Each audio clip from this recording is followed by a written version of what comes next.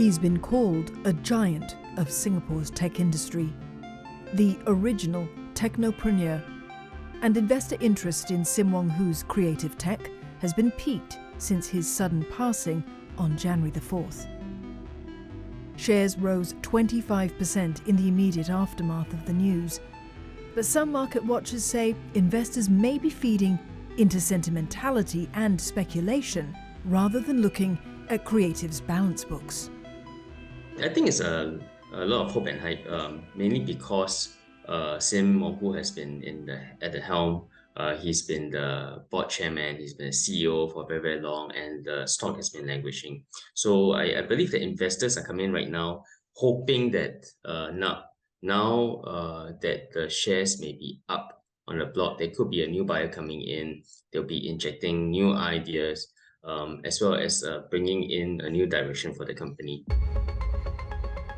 The company, best known for its pioneering Sound Blaster PC sound card in the 1980s, as well as its MP3 players the decade after, has struggled to find a new superstar product in recent years. It's recorded 3 consecutive years of pre-tax losses, including an $11 million loss in financial year 2022. So investors should do their homework during this transition period.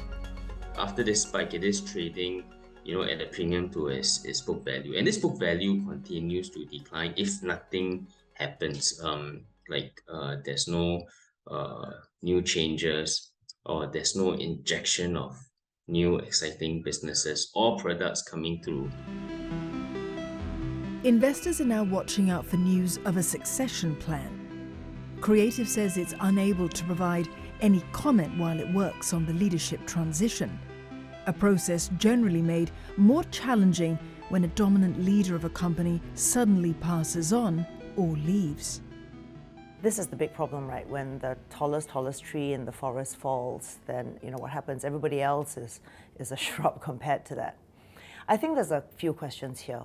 One, practically speaking, was there a great management team? I think that's not clear to the market because he was so much the giant in the room that it's hard to know who his lieutenants were, how effective they were, how detailed and how advanced were the succession plans, how hands-on are they. I think it's a good lesson for us to remind ourselves that succession plans need to be in place, and they need to not just be in place, but they need to be seen to be in place so that there is a sense of confidence that if the worst were to happen, people are ready and willing to step in.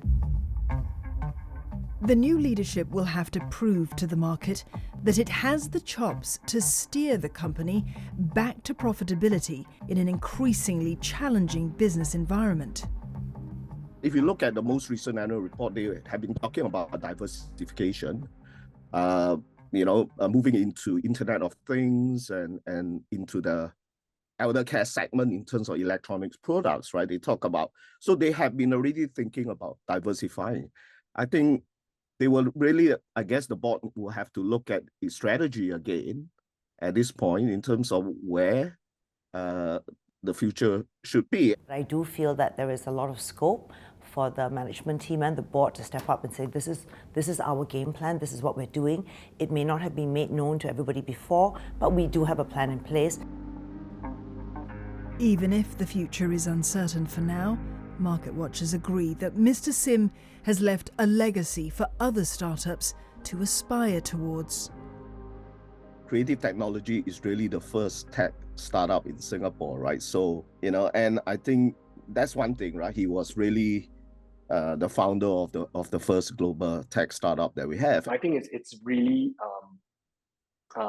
inspiring to see a founder, really, dedicate his life and his energy and his mental, his intelligence into a single company and really seeing through multiple ups and downs in a business and still sticking it out. And I would say that, that's exactly the kind of endurance we want to see. And more entrepreneurs have this type of endurance, not necessarily starting a business just to get rich, but starting a business so that we can build something or create something that matters, for the rest of the world. Creative's successes and its failures are also a lesson to other Singapore firms hoping to make it big on the world stage. Even in an early days, Creative Technology was already an international, globally recognized company. And I think that's really one of the key differences as an entrepreneur. We got to think about it in Singapore, because Singapore being a small country, it's really when we aim to go on the global stage, when we invent something, a product or a service for the rest of the world, that we become great companies like what Creative Technology has done for itself.